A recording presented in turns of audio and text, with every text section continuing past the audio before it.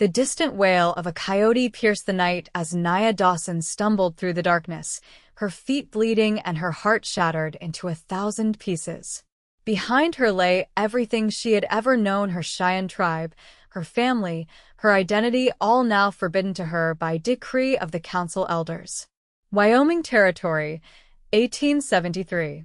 The night air cut through her thin dress as she pushed forward, guided only by moonlight and desperation. The council's words still echoed in her ears. "You have betrayed our ways by loving a white man. You are no longer Cheyenne. You are banished from our people forever." The man they spoke of, a traitor who had promised to take her away, had abandoned her when confronted by the tribal elders. His promises of love had evaporated like morning dew under the harsh sun of reality. Now she was alone, cast out, with nowhere to go in a world that seemed to have no place for her. Dawn found Naya collapsed at the edge of a stream, her body giving out after hours of walking. The sound of approaching hoofbeats stirred her from half-consciousness.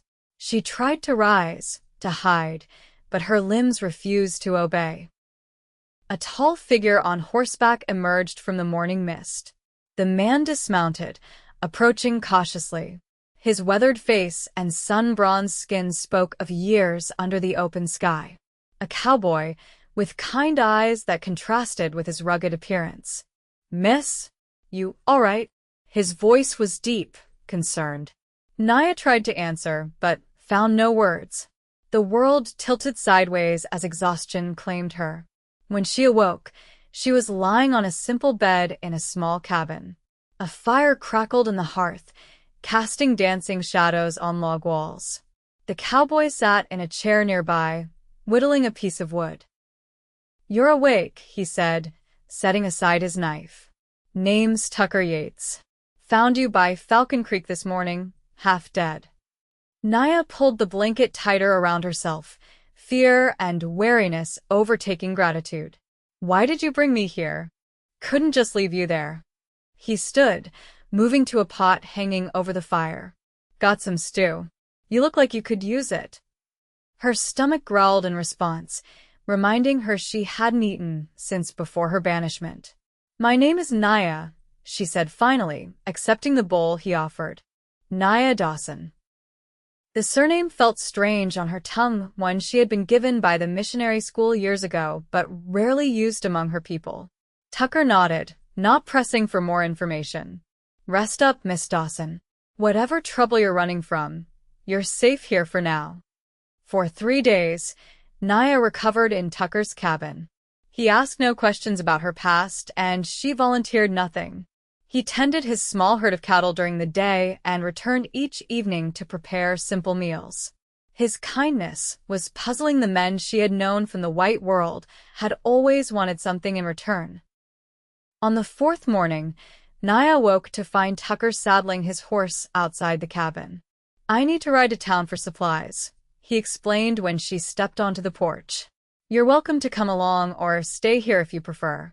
The thought of facing a town full of white settlers made Naya's heart race with anxiety. But the alternative, being alone with her thoughts in the cabin, seemed equally daunting. "I will come," she decided. Tucker nodded, helping her onto his second horse, a gentle mare named Willow. "It's about 2 hours' ride to Clearwater. Small place, but they've got what we need." The journey passed in comfortable silence. Naya had expected Tucker to demand explanations or, worse, attempt to court her favor as the traitor had done. Instead, he seemed content with the quiet, occasionally pointing out landmarks or sharing brief stories about the land. Clearwater proved to be little more than a collection of wooden buildings straddling the stagecoach route. As they rode down the dusty main street, Naya felt eyes turning toward her. Her mixed heritage was evident in her features, and she knew what many of these settlers thought of half-breeds. "Ignore them," Tucker said quietly, noticing her discomfort. "Most folks here mind their own business if you do the same." At the general store, the proprietor greeted Tucker warmly before his gaze settled on Naya with undisguised curiosity. "This is Miss Dawson," Tucker said simply. "She's staying at my place for a spell." The storekeeper's eyebrows rose, but he made no comment. While Tucker gathered supplies, Naya browsed the shelves, pausing at a display of fabric. "You sew?" Tucker asked, noticing her interest. "Yes. My mother taught me." Without further discussion, he added several yards of calico to his purchases. Naya wanted to object. She had no money to repay him, but the words died in her throat when she saw the simple kindness in his eyes. As they left the store, a group of men loitering outside a saloon called out, "Hey, Yates, where'd you find the squaw?" Tucker's jaw tightened, but he kept walking. Naya felt shame burning her cheeks. This was why she had tried to stay away from white settlements. "Tucker Yates." One of the men stepped into their path. "I'm talking to you. Since when do you keep Indian company?" Tucker's voice remained level. "Step aside, Jenkins." "Or what?" The man sneered, alcohol evident on his breath. "You turning Indian lover now?" What happened next occurred so quickly Naya barely registered the movement. Tucker's fist connected with Jenkins' jaw, sending him sprawling into the dirt. The other men rose, but froze when Tucker's hand moved to his holstered pistol. "Anyone else have something to say about my guest?" Silence answered him. Tucker helped Naya mount her horse, and they left town at a trot, the tension only easing once the buildings of Clearwater disappeared behind them. "I am sorry," Naya said finally. "I have brought trouble to you." Tucker shook his head. "Jenkins needed hitting for a long time. Wasn't your fault. But they called you Indian lover. This is bad for you." Tucker was quiet for a long moment. "People like Jenkins think the only good Indian is a dead one. I don't share that view. My pa raised me to judge folks by their actions, not their bloodlines." "Your father sounds like a wise man." "He was." A shadow crossed Tucker's face. "Lost him in '65. War took a lot of good men." They rode in silence after that, each lost in memories. When the cabin came into view, Naya felt an unexpected sense of relief. In just a few days, this simple structure had become more of a sanctuary than she had known in years. That evening, Tucker presented her with the fabric he had purchased. "Thought you might want to make yourself something," he said awkwardly. "There's needle and thread in that box by the hearth." Naya accepted the gift, fingering the soft material. "Thank you. I have no way to repay your kindness." Not looking for payment, Tucker busied himself with his pipe.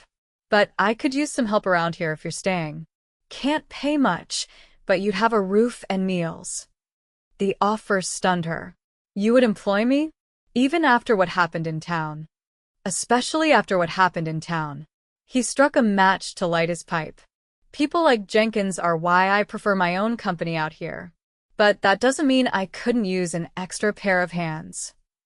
Naya considered his words. She had nowhere else to go, no family to return to. The alternative to Tucker's offer was a life of begging or worse. "I accept," she said finally. "But I know little about cattle." Tucker's lips curved in a rare smile. "Cattle are the easy part. It's surviving winter in Wyoming that takes real skill." Life settled into a rhythm on Tucker's small ranch. Naya learned to tend the vegetable garden, repair fences, and even help with the cattle. Her days were filled with physical labor that left little time for dwelling on her banishment. Tucker proved to be a patient teacher, never raising his voice even when she made mistakes. At night, they would sit by the fire, Tucker often reading aloud from one of his precious books while Naya sewed or mended. As summer waned into fall, Naya noticed subtle changes in their relationship. Tucker began finding reasons to be near her during chores. Their conversations, once limited to practical matters, expanded to include dreams and memories. She found herself watching him when he wasn't looking, admiring the strength in his hands and the kindness in his eyes. One evening in early October, as they sat on the porch watching the sunset paint the distant mountains, Tucker cleared his throat awkwardly. "Winter comes early up here," he said. We should think about sleeping arrangements. Naya tensed. Was this when his true intentions would be revealed? Tucker continued. I can fix up the storage room. Make it proper for you. Give you privacy. Relief and something like disappointment mingled in Naya's chest. You would do that? Course.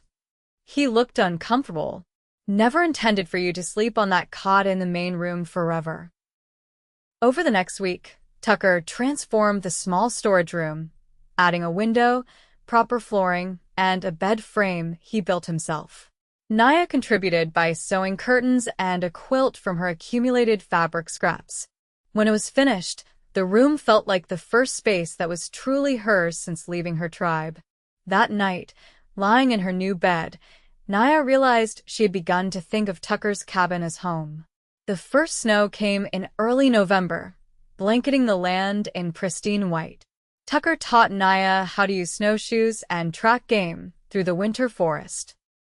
Together they prepared for the isolation that winter would bring. On a particularly cold evening, as wind howled outside the snug cabin, Tucker finally asked the question she had been dreading. What happened to you, Naya? Before I found you by the creek. She stared into the fire, weighing how much to reveal. Trust did not come easily after her experiences. But Tucker had earned it, day by day, through actions rather than words. I was banished, she said finally, from my tribe, the Cheyenne. Tucker remained silent, giving her space to continue. There was a trader who came to our camp, William. He spoke sweet words to me, promised many things. Her voice hardened. I believed him. When the elders discovered our relationship, they were angry. William denied everything, said I had pursued him. They banished me for betraying our ways with a white man who would not even acknowledge me. Tucker's face darkened. This William. What was his last name? Thornton. William Thornton. Tucker's knuckles whitened as he gripped his pipe. Tall fellow, red beard. Naya looked up in surprise. You know him? He trades through Clearwater sometimes. Tucker's voice was carefully controlled. Has a reputation for taking advantage of Native women. The realization that she had been just one of many of William's conquests struck Naya like a physical blow. I was a fool. No, Tucker said firmly. You were betrayed. There's a difference. They sat in silence for a long while, the crackling fire the only sound in the room. My people believe I have no honor now, Naya said finally. That I am nothing. Tucker set down his pipe, meeting her eyes directly. Your people are wrong. The simple statement, delivered with such conviction, unlocked something in Naya's heart. Tears she had refused to shed for months finally came, streaming down her face in silent rivers. Without a word, Tucker moved to sit beside her, offering the comfort of his presence without demands or expectations. When her tears subsided, Naya found herself leaning against Tucker's solid frame, his arm around her shoulders. The closeness felt right in a way she couldn't articulate. Thank you, she whispered. For what? For seeing me. Not just a squaw or a half-breed, but me. Tucker's arm tightened slightly around her. I see you, Naya Dawson. I've been seeing you since the first day. Winter deepened, forcing them into even closer quarters. They developed routines and rituals that marked their days. Morning coffee by the fire, tending the cattle in the barn, evening meals prepared together. The small cabin became a world unto itself, sheltered from both the physical cold and the prejudices that awaited beyond their land. Christmas approached, a holiday Naya knew only from the missionary school. Tucker seemed eager to celebrate, retrieving decorations from a trunk he rarely opened. These were my mother's, he explained, carefully unwrapping glass ornaments. She loved Christmas. Made sure we celebrated properly, even out here. Naya helped him decorate a small pine tree they had cut together. The ritual felt sacred somehow, connecting them to Tucker's past and creating something new between them. On Christmas Eve, Tucker presented Naya with a small wrapped package. Inside was a silver brooch, simple but elegant. "It was my mother's," he said, watching her face anxiously. "Thought it might look nice on you." Naya's fingers trembled as she touched the silver. "I cannot accept this. It is too precious. That's why I want you to have it." His voice was rough with emotion.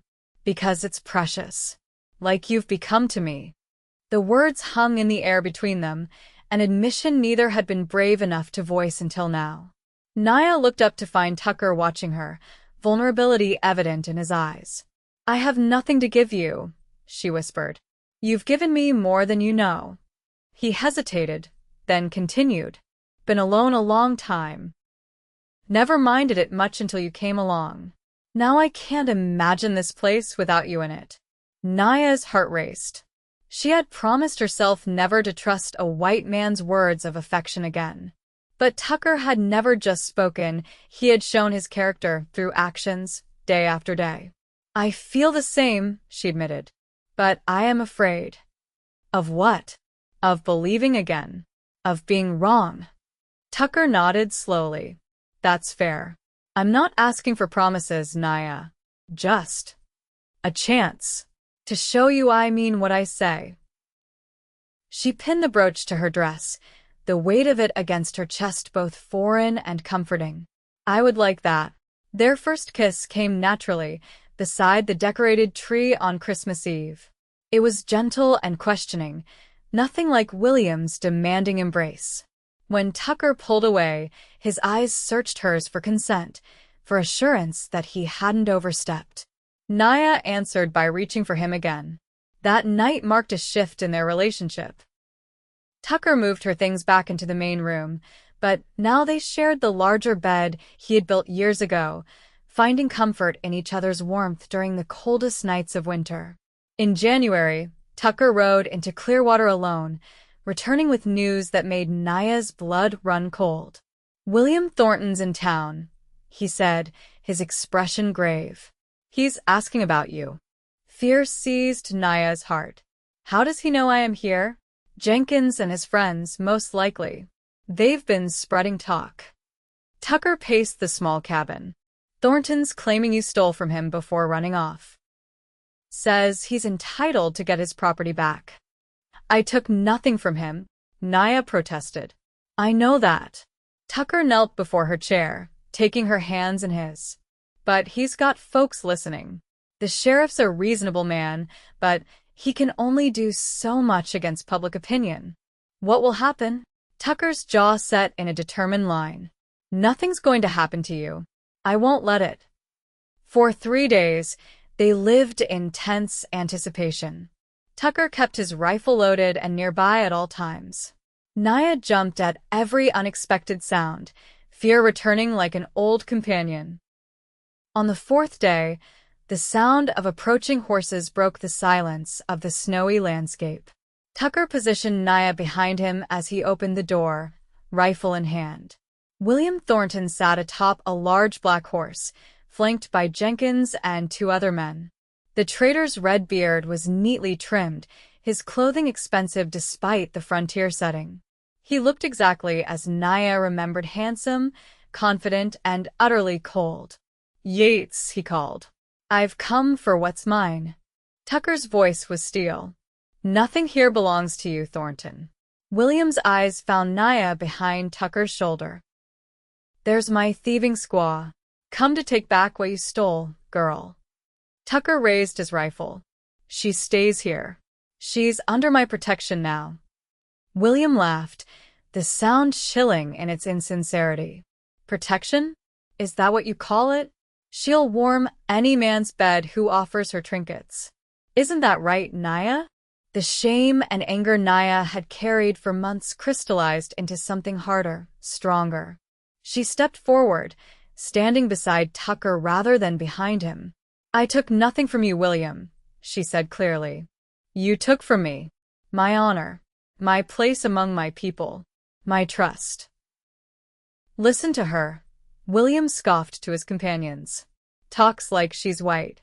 I taught her that, you know." civilized her a bit before she ran off. Jenkins snickered, but Tucker remained immovable. "You've got 10 seconds to get off my land, Thornton." William's pleasant expression hardened. "The sheriff might be interested to hear you're harboring a thief, Yates. Might make him wonder what else you're hiding out here." "Sheriff knows me," Tucker replied evenly. "Known me for 15 years. You're just passing through. Who do you think he'll believe?" A tense silence followed as William assessed the situation. His eyes flicked from Tucker's unwavering rifle to Naya's defiant stance. "She's not worth the trouble, Yates," he said finally. "Indian women are plentiful. You'll learn that soon enough when she betrays you too." "The only betrayal here was yours," Naya replied, finding strength in Tucker's solid presence beside her. "Go back to town, William. There is nothing for you here." For a moment, rage contorted William's handsome features, revealing the ugliness beneath. Then, with a dismissive gesture, he wheeled his horse around. "Keep her," he called over his shoulder. "She's damaged goods anyway." The men rode away, their figures growing smaller against the white landscape. Only when they disappeared from view did Tucker lower his rifle. "You stood your ground," he said, pride evident in his voice. "I had someone standing with me this time." Naya took his hand. "It makes a difference." That night, as they lay together in the darkness, Naya spoke of her fears. "What if he comes back? What if he brings more men?" Tucker's arms tightened around her. "Then we'll face it together." "But I don't think he will." "Men like Thornton are cowards at heart. They prey on those they think can't fight back." "My people will never take me back," she whispered. "Even if I wanted to return." "Do you want to return?" Naya considered the question seriously. "I miss them. My family. Our ways. But no, I would not go back now even if I could." She turned in his arms to face him. "My path is here now. With you." Tucker's kiss was tender, full of promise. "I love you, Naya Dawson. Have for a while now." The words, so simple and yet so profound, filled a void in Naya's heart she hadn't fully acknowledged. "I love you too." Spring came early that year, the snow melting to reveal tender green shoots pushing through the soil. With the changing season came new possibilities. Tucker began planning expansions to the cabin, including a proper kitchen for Naya. One evening, as they watched the sunset from their porch, Tucker took Naya's hand. "Been thinking," he said, his voice unusually hesitant. "About us. About the future." Naya's heart quickened. "What about it?" "Folks in town talk. They see us together now, when we go in for supplies. Most don't say anything to our faces, but they talk." "Does this bother you?" Naya asked, suddenly anxious. "Not for my sake." Tucker met her eyes directly. "But it might be easier for you. If we were properly married." The proposal, practical as it was romantic, brought a smile to Naya's face. "Are you asking me to marry you, Tucker Yates?" He grinned, some of his nervousness falling away. "Doing a poor job of it seems like. But yes, that's what I'm asking." Naya pretended to consider, though her heart had already answered. "Will there be a proper ceremony? With a dress? Anything you want." His expression grew serious. "I know it won't change how some folks see you. Or us. But it matters to me that you have my name, that everything I have is yours by right." "I do not need your name to know I belong with you," Naya said softly. "But I would be honored to be your wife." They were married in May, with wildflowers dotting the hills around the cabin. The ceremony was small, just the preacher from Clearwater, the sheriff and his wife as witnesses, and a few of Tucker's longtime acquaintances who had overcome their initial wariness of Naya. She wore a dress of pale blue, sewn by her own hands, with Tucker's mother's brooch pinned at her throat. Tucker had never looked more handsome to her than he did that day, in his best shirt and polished boots, his eyes never leaving hers as they spoke their vows. That night, as husband and wife, They sat on their porch watching stars appear in the vast Wyoming sky. Happy? Tucker asked, his arm around her shoulders. Yes. Naya leaned into his embrace. For the first time in my life, I feel I am exactly where I am meant to be. Good. He kissed her temple. Because I plan on keeping you here for a very long time, Mrs. Yates.